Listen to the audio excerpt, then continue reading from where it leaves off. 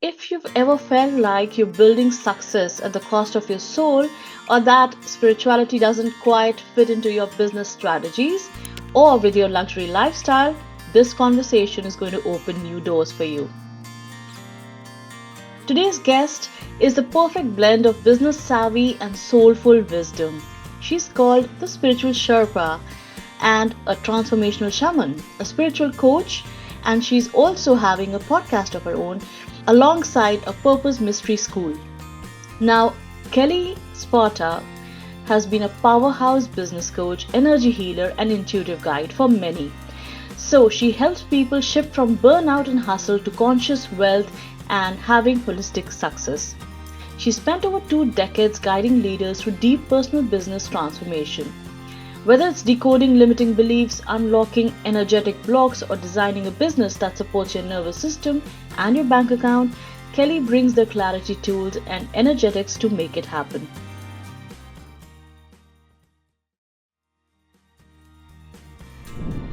So, welcome Kelly to Luxury Unplugged. Thank you for having me, Neeti. It's fantastic to be here. Lovely to have you on board. And we have so many questions regarding you balancing the spirituality and the business angle, the business energetics, as you put it. So tell us something about that first. Yeah, so when you are in business, and having been in business for 38 years, I've got a little bit of experience there.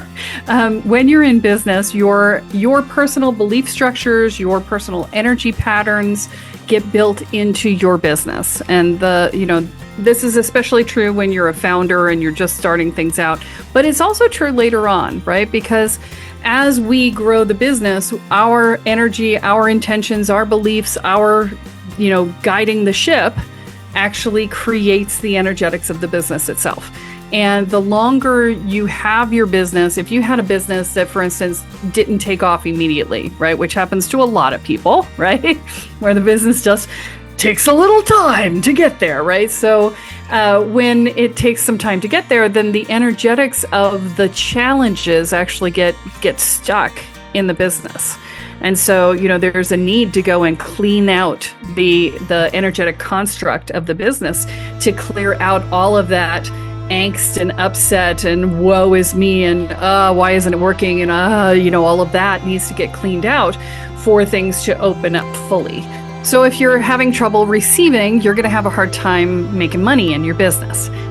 And so, for instance, if you are having a hard time knowing your own worth, knowing your own value, right, with worthiness issues, then you're going to have a hard time charging what you're worth, and you're going to have a hard time actually.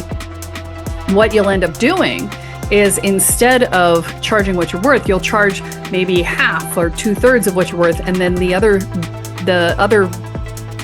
way that you get the energy back is through validation. So you're looking to be validated, and that's because you don't have a sense of your own internal worth in that case.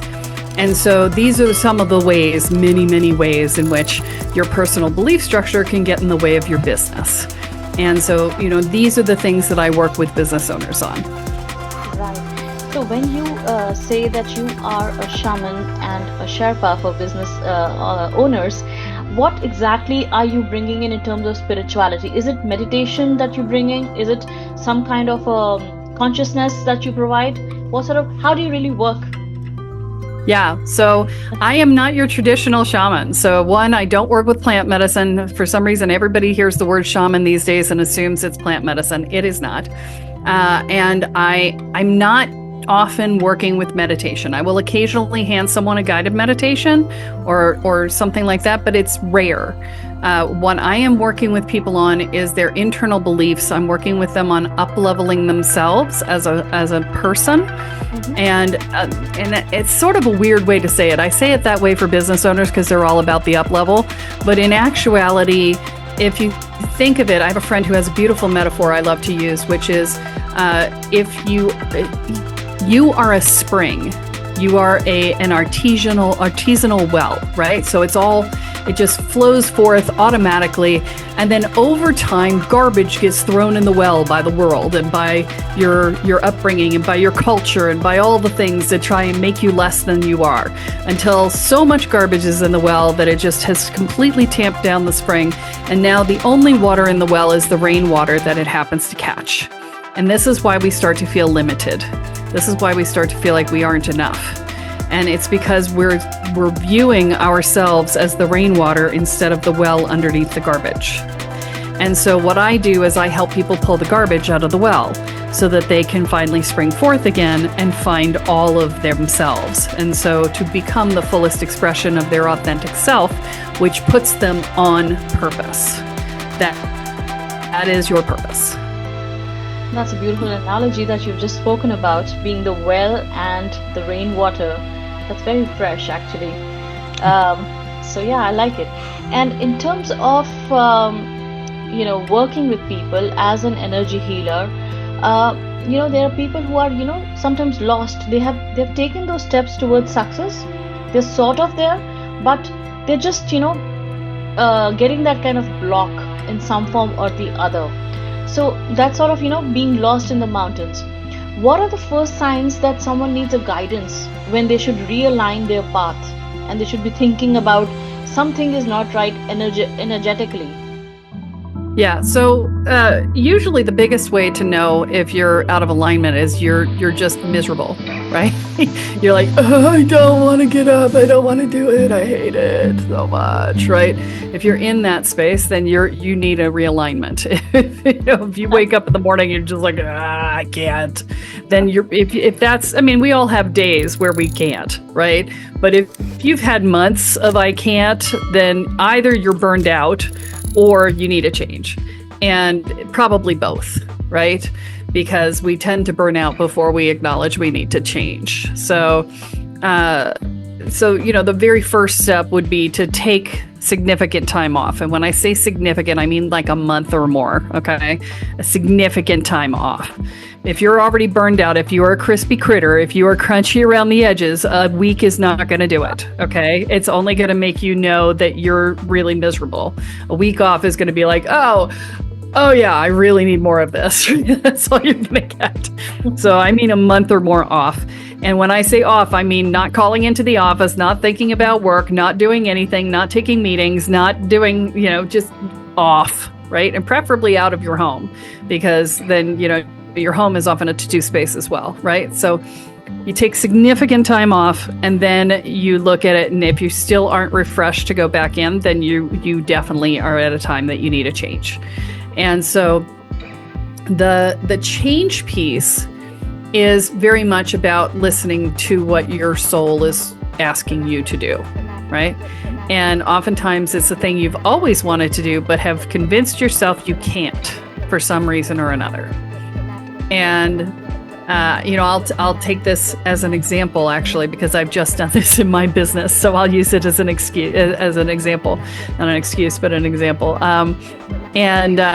So I have always wanted to do advanced level energetics trainings. And for 20 some years, I convinced myself that people weren't ready. And who knows, maybe they weren't. But I believed that was true. And I have just, I've gotten to the point now where there are people who are ready. I can see that. I have grown them in my system, as well as them coming in from outside, and everybody's waking up at higher levels now. And so it's like the world is ready now, right? And so I've just started doing a higher level energetics training program. And it's like people are just buying it like this. They don't even ask anything. They're like, yes, I want that. Yes. And then after they've said yes, they're like, okay, so what are the details? How does it work? It's just, it's when when your soul is calling to you to do something, you need to do that. And that's the piece where it shows up for you, right? But we get in the way. We assume things. We use our heads to rationalize and talk ourselves out of it and things like that. So, yeah. Right. But tell me something, Kelly. What has been your experience? If, let's say, somebody's burnout and they are taking the time off, how, as a coach that I can come in, how can I really help them to can I'm asking you, as you in the role that you are, can you help speed up the kind of blockages that I'm facing so that I don't face them anymore and I can bring up my alignment quicker? Can I increase the speed at which you recover from burnout? I have some tools that, yes, that I could do that. Is it going to make it significantly faster? Is it going to turn a month into a week? No. The fact of burnout is you've pushed yourself past your ability to cope for a long time, and your body needs time to reintegrate. And that takes the time it takes, right? But there are ways to improve and increase the speed at which it happens through doing work with the vagus nerve and through doing practices that will help to integrate your energy field better. And yeah, there are ways to make it faster. But the challenge with the hustle culture, right? The hustle culture is what got you to burnout, right? So if you try to hustle culture your way out of burnout, you're just going to short circuit the process. And so that's part of the challenge, right? So you have to learn how to just be with what is and to learn how to be still for any period of time, right? Because I remember when I was first going through my burnout recovery, I was 28, and I literally took a whole year off.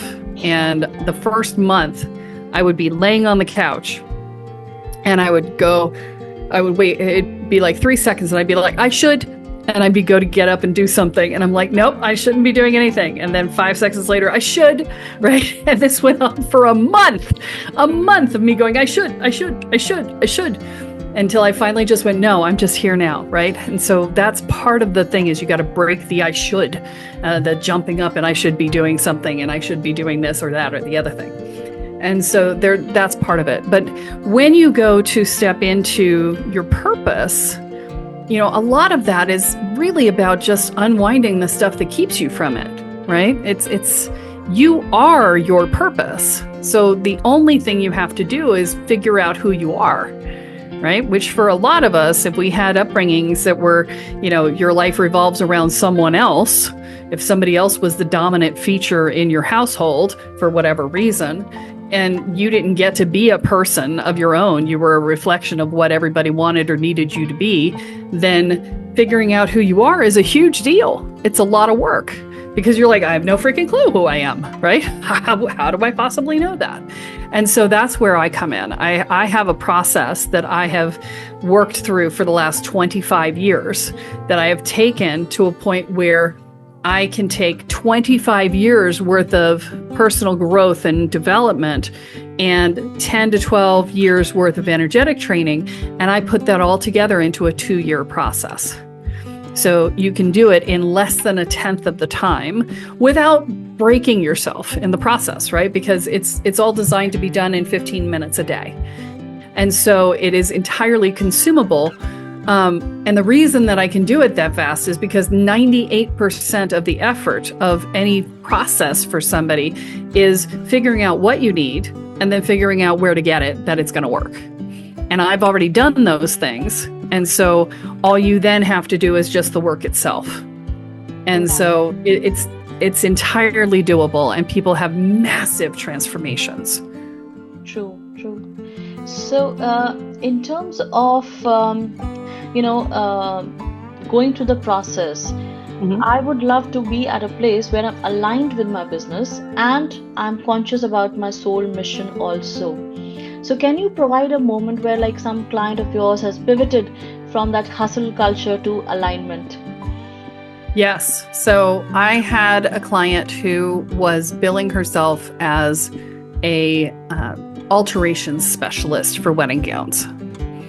And what she actually was a designer for wedding gowns. She would have people bring their vintage gowns, their mothers, their grandmothers, whatever, something they got at the thrift store, whatever. And she would then redesign that gown for the person based on what their intentions were. And she was calling herself an alterations person. And I'm like, no. And she was working her butt off. I mean, she was booked solid. It wasn't that she didn't have business coming in, but she was charging rates that were an alterations rate. And so she was working her butt off, but getting nowhere financially, right? She had the money to get by in life, but she wasn't thriving in life. And she had plenty of business coming in the door, but she didn't have abundance in her life, right? And so a lot of the work that I did with her was to get her to see who she really was. And, you know, she had done a lot of personal growth and development stuff before. And she was just like, oh my God, I've done so many of these things. I can't even imagine that something's going to actually work. And I was like, look, I promise you it's going to work. I will guarantee it, or I'll give you your money back. And she was like, what? I'm like, I can guarantee it. And she was like, I'm in. Okay. So, but yeah, a lot of the work that we did was about getting her to see herself more clearly, because we're the ones that we see least clearly in the world, right? We see everyone else as better. We always see ourselves as less than. It's this thing that happens. It's like, oh, that's just what I do. It's not a big deal. It's not valuable. It's just what I do. And it's easy for me. I got news for you. The things that are easy for you are your gifts. Right? Those are the things that are valuable because it's easy to you. It means that you are really good at it. And so, you know, this is the thing that I had to walk her through, was this idea of changing how she saw herself. And when we finished working together, she was about halfway to really being able to claim the designer role. She had doubled her prices already and was starting to go up to triple. And she was, you know, getting used to the idea of claiming designer, right?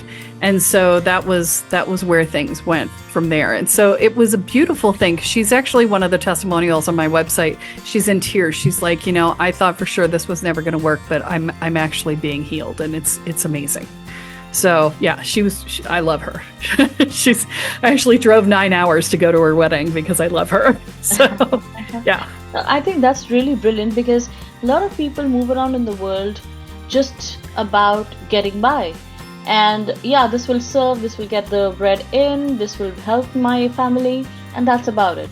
But what about the real traits, the real abilities, and the real capacity? Because we all are powerhouses, and that doesn't show most of the times.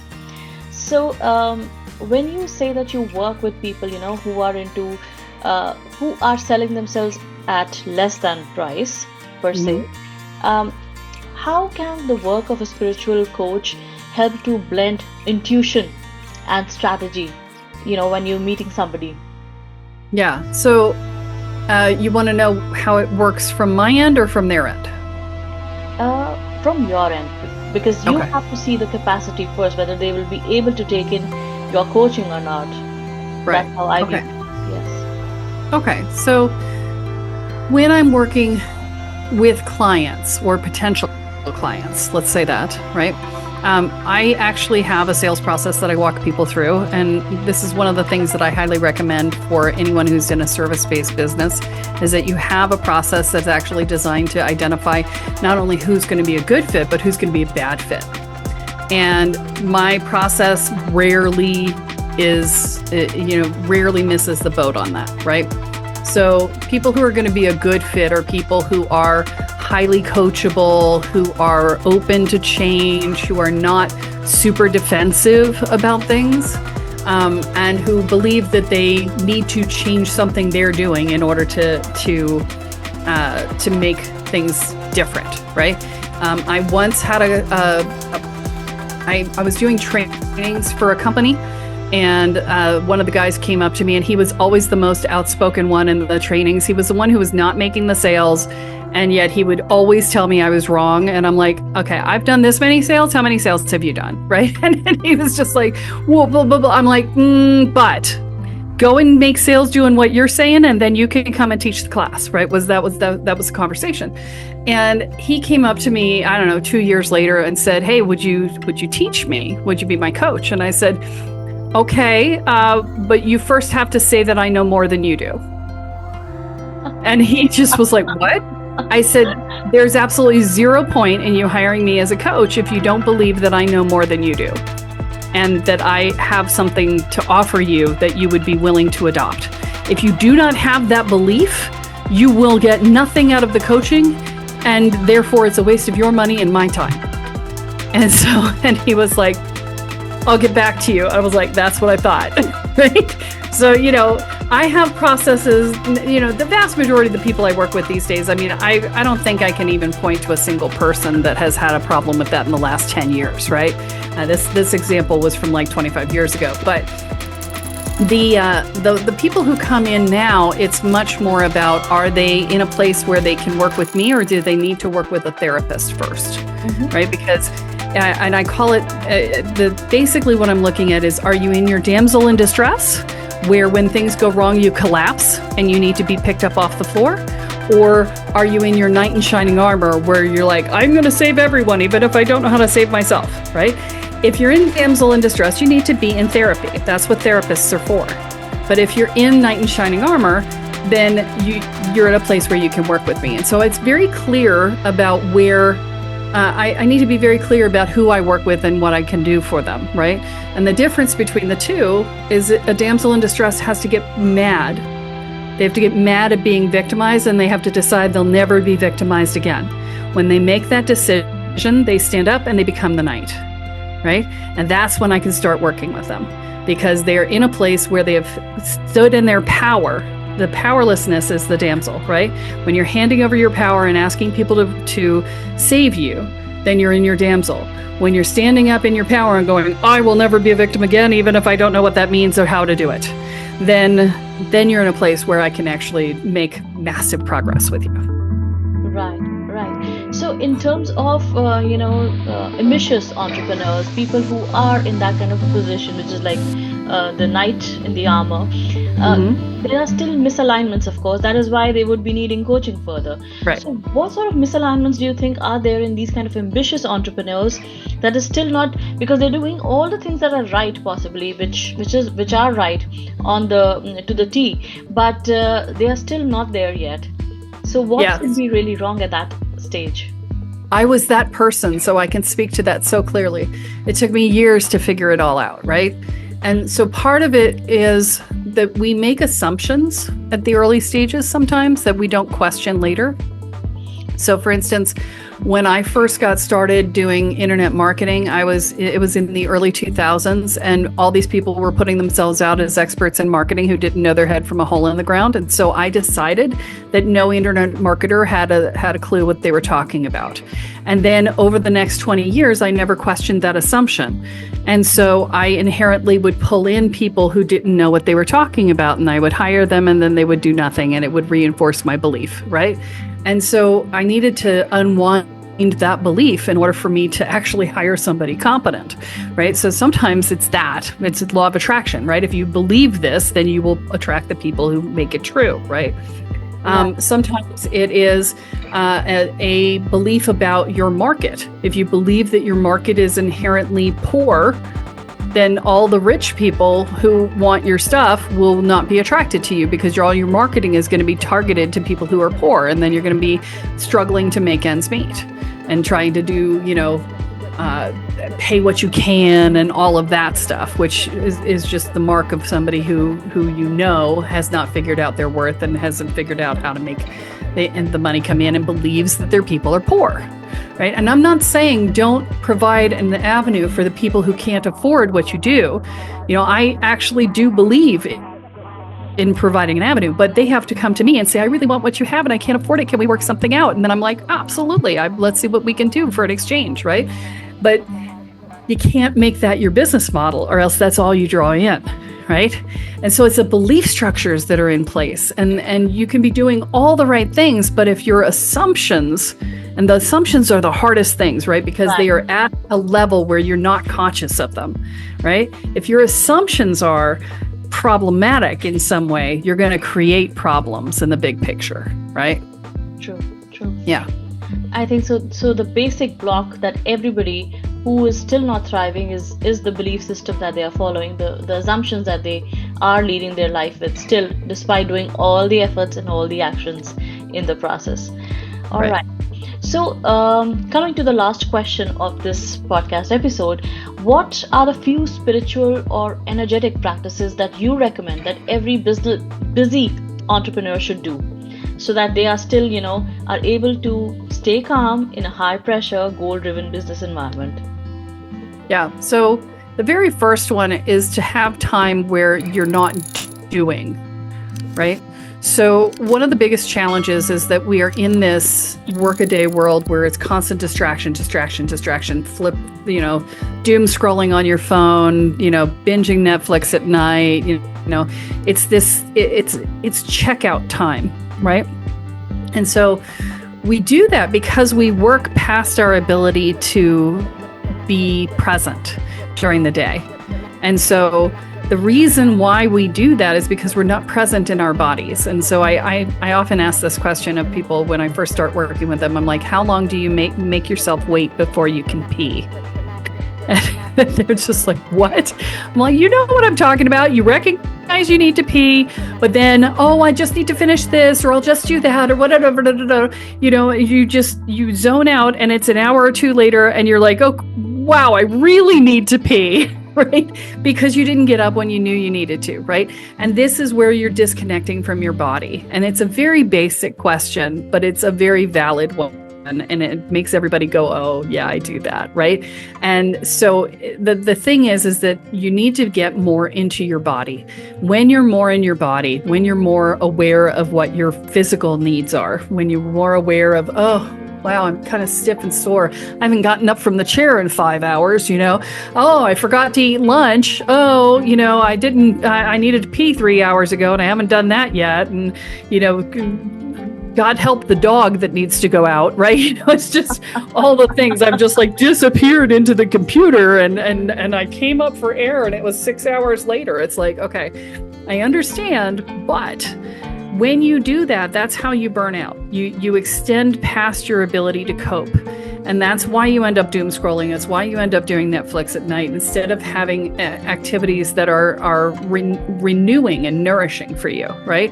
So, for instance, one of the things that I do every week is I have a creative time. I have set up a beautiful little creative space in my arts and crafts room, and I sit down and I make art. I don't know what I'm going to do with it. I don't care what I'm going to do with it. I'm doing art for art's sake, and if I throw it out, that's fine, right? It's literally just about being able to be creative in a way that is not about a goal, right? My husband looked at me after I started doing this for about 3 weeks. He said, "You're doing art this week, right?" And I said, "Yeah, why?" He said, "Because you're happier when you do art." I said, "I am?" And he said, "Yeah, you are happier. I've noticed a significant change in you when you do art." And I'm like, okay, well, that's worthwhile. I thought it was just fun, but evidently I'm happier. So, taking quiet time, just be still, giving yourself something fun to do every single week. Not just, I've got this done, I've got that done, and not working yourself to the point where you have zero energy left at the end of the day to do anything fun. Right? So that's it. It's very much about finding a balance for your social life and for your inner world, as well as for your outer world. I know we're in love with our businesses. I do. I know we're in love with them. I'm in love with my business. I love it like a baby, right? It's my child. I've been nurturing it for 20 years. I understand. And I need to do other things, right? Yeah. That's a beautiful analogy again, because when we treat our businesses like our babies, the love that comes forth is also a very different kind, very unconditional kind. But in that kind of love, we tend to forget ourselves, just like mothers do. Mm-hmm. And we just tend to do that inner work, so to say, or the mirror work. And we don't tend to heal the wounds that are still, sort of open and sort of still bruising. But you have given a very beautiful nugget over here again, that you need to fine tune with your body. You need to go within, and not at the weekend, but Right. sort of every Well, other the weekend's every other just day. it's another list of to-do lists, right? I mean, it's like, oh, I got to do all these chores. I got to run the errands, whatever. It's just more to-dos, right? And that's the other piece that I see my clients do all the time is that they make their social activities and their fun activities to-dos. And you've got to stop treating them as a to-do, right? They're a get-to-do. Very, very true. I absolutely have enjoyed this conversation and hope my viewers are also going to enjoy it, because they all mostly are entrepreneurs and people who are, career changers, looking for beautiful jobs. So I'm hoping that everybody is going to be loving this podcast episode, because whether it is about decoding limiting beliefs, is it about unlocking your energetic blocks, we've covered it all in this particular podcast in what little way we could. And we've sort of understood how beautifully you do it through your business, Kelly. So thank you so much for your time. Thank you for having me. This was lovely. Loved it. Thank you so much.